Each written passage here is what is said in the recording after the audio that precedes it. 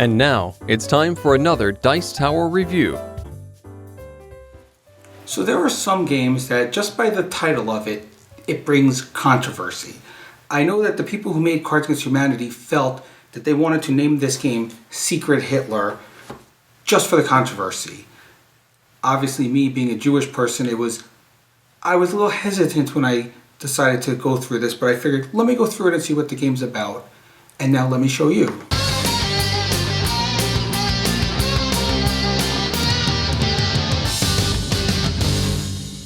In Secret Hitler, the object is to, if you're a fascist, to get 6 fascist laws into place. If you're a liberal, to get 5 liberal laws into place. But a fascist could also win in 2 other ways. One is to have one election where there's 3 failed votes. The other is, once you get into this section, if you can elect Hitler the chancellor. So at the beginning of the game, you're going to get an envelope. And in the envelope, you're going to get one of 2 things. You're going to either get a party membership liberal and your secret role is liberal, or you're going to get a party membership fascist, your secret role is fascist, or you're going to get your party membership is fascist, your secret role is Hitler. Depending how many players, the fascists are all going to look at each other. If there's 5 or 6 players, the fascists and Hitler will look at each other. If there's 7 or more players, the fascists will look at each other and Hitler will only do a thumbs up. So the fascists will know who Hitler is, but Hitler will not know who the other fascists are. Then we get to the rest of the game. Every round there's a president. The president will rotate to the left each vote, and the president has a few things that they do. The first thing is they nominate a chancellor. Once they nominate a chancellor, they will say, I want this other person to be the chancellor.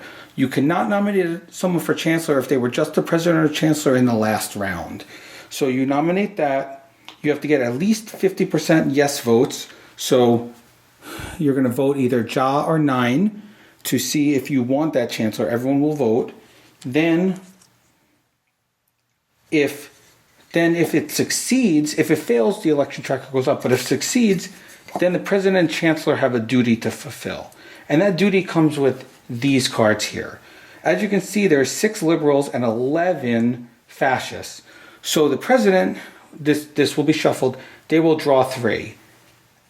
Then secretly the president will take those 3 and obviously depending if they're fascist or liberal, they will take one of them and discard it. So let's say they were fascist, they might take this one and discard it. Then they will pass these to the chancellor. The chancellor then will take these, again, discard one, and then play the other one. And now a law comes into place. Then the president will pass. That's the basics of it. Since it's harder to get liberal laws out, the fascist laws, when they come out, will enact things. The president, if there's ever a magnifying glass, the president can look at someone else's role, obviously to weed out the fascists.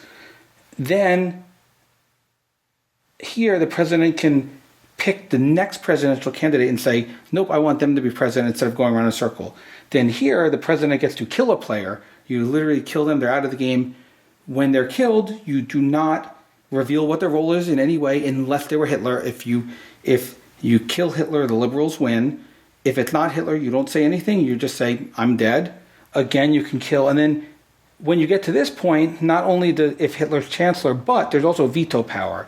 So if the president and chancellor happen to both be liberals and they get a hand like this with 3 fascist cards, they do their thing, they throw one out, they pass it, they throw one out, and then, starting with the chancellor can say, I veto this one. Then the president can say, I veto it also. In that case, it goes out, 3 new ones get drawn, and if 3 new ones were drawn, they might get a liberal one, but if one of them happens to be a fascist, they're going to say, nope, I don't veto it, and the last fascist law is going to come out.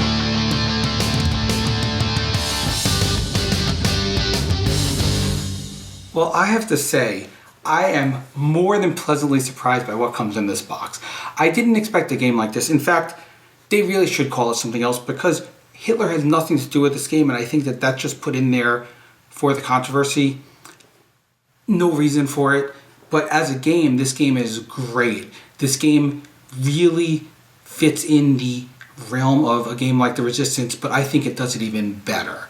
And the reasons why is mostly because of the deceit when you're picking the three laws.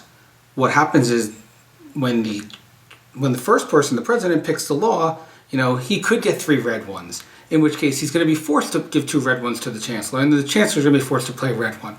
Or he can say, oh, I gave you a choice when he didn't. And there's a lot of controversy in there because sometimes a bad result will come up on 2 good players who are on the liberal side, and they're not going to be able to do anything but play a bad red vote.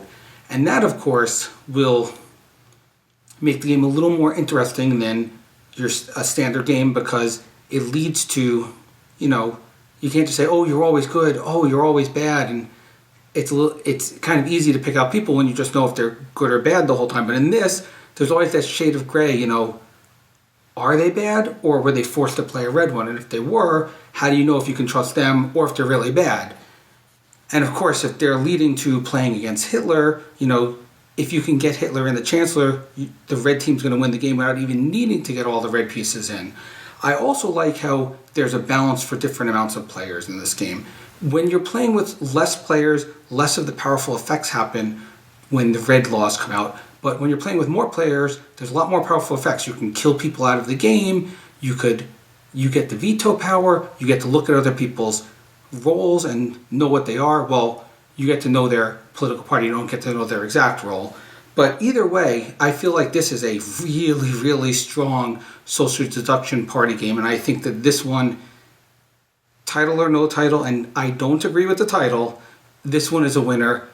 I give it an awesomeness rating of 9. Thanks so much for watching the Dice Tower videos. Find more great videos and reviews as well as our top-rated audio podcast at Dicetower.com. You can also find other great shows at DicetowerNetwork.com. I'm Eric Summerer, and you've been watching The Dice Tower. The Dice Tower is sponsored by Cool Stuff Inc., where you can find great games for great prices. Cool stuff in stock. Check them out at CoolStuffInc.com.